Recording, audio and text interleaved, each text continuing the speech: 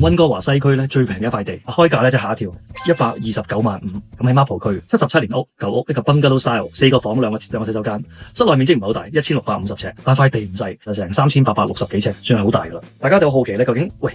呢個 townhouse 嘅價錢嚟嘅，可以買到個溫哥華西區內街獨立屋3800幾尺地，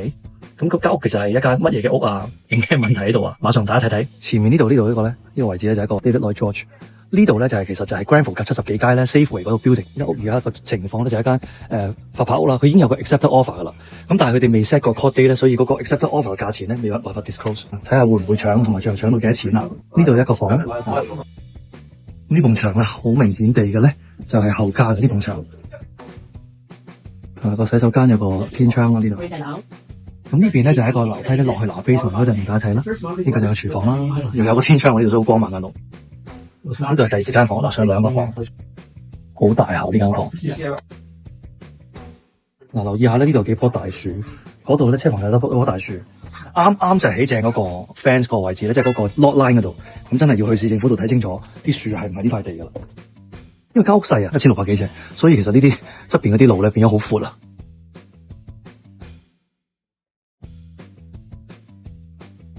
好黑啊間屋，因為咧佢哋已經停咗電噶啦，呢度冇電嘅間屋吓，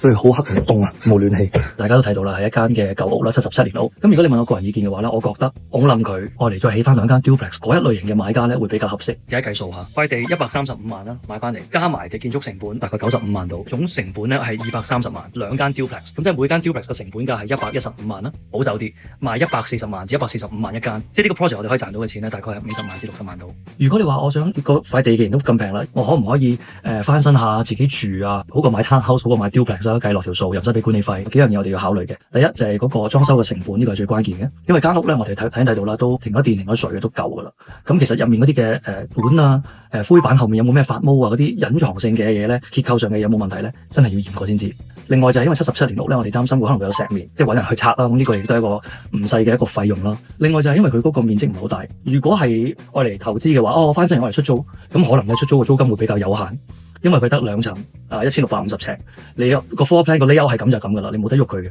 咁所以你話租金嘅回報率咧未必會咁高，咁呢個又都要考慮啦。咁但係如果我係愛嚟拆嘅話，咁我基本上就乜都唔使搞咯。咁呢個單純係可能130萬係嗰塊地價啫，咁我就覺得好值啦。比起而家個市場嘅話，130零萬可以喺溫哥華西區嘅內街買到一個3800幾尺嘅地，然後起翻兩間 duplex 嘅話咧，我覺得呢個嗰個回報率會相當之高咯。